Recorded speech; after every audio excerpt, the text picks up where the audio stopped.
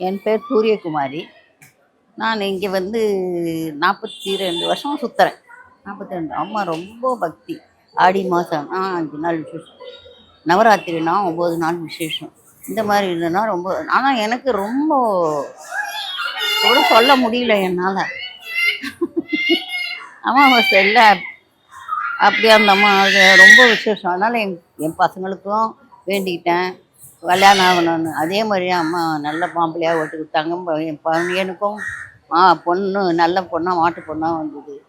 பசங்க நல்லா இருக்கணும்னு இப்போவும் வேண்டிக்கிறேன், எப்பவும் வேண்டிக்கிறேன். நாங்கள் ஹஸ்பண்ட் 2 ஒய்ஃப் இங்கே தான் இருக்கோம். ஆனால் அவர் இங்கே தான் பிறந்தது வளர்ந்தது எல்லாமே. நாங்கள் 5 தலைமுறையாக இருக்கோம் இங்கேயே. எங்கள் வீட்டுக்காரர் இங்கே தான் பிறந்து வளர்ந்ததெல்லாம். ஆனால் இந்த தெய்வம் இருக்குதுங்களே, நான் 5 நாள் எங்கன்னா வெளியே போய் பொண்ணு வீட்டில் போய் 10 நாள் தங்கினேன். அந்த அம்மா என் கனவுல வந்துடுவேன் நிச்சயமா. நான் ரொம்ப சொல்கிறேன், நிச்சயமாக வந்துடுவாங்க. இந்த நேரத்துக்கு 4 நாள் பாம்பு வந்து என் கனவுல குட்டியாக பாம்பு. நான் சுற்றலை, கால் வழியாக 2 ஆப்பிள் அதான் அதை மாதிரி சுற்றிக்கிட்டே அதான் வந்துட்டாங்க இந்த அம்மா. அந்த மாதிரி ரொம்ப நம்ம சொல்ல முடியாது அந்த அம்மாவை பற்றி. அவ்வளோ சக்திம்மா அந்த அம்மா. கற்கோடியம்மா எங்கள் வீட்டில் எங்கள் மாமனார் ரொம்ப சக்தி.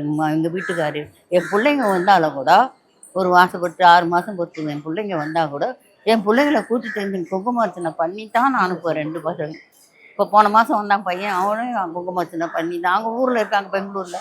அவங்களுக்கு எங்களுக்கு வந்து கிராம தேவதை எங்களுக்கு இவங்க வந்து பிள்ளைய கூட்டிகிட்டு வந்து குங்குமார்ச்சனை பண்ணுவேன். என் பொண்ணு வந்தாலும் குங்குமார்ச்சி பண்ணுவேன். ஆடிப்பூரம் விசேஷமாக அவ்வளோ நல்லா பண்ணுவாங்க. ஒன்று சக்தின்னா அவ்வளோ சக்தி. உள்ளே போனால் நிற்க முடியல என்னால். ஸ்ரீதர் உடனே கூப்பிட்டு கட்டிக்கமாமா வந்து நிற்க முடியல. அம்மா இருக்காங்கல்ல என் மேலே, நிற்க முடியல.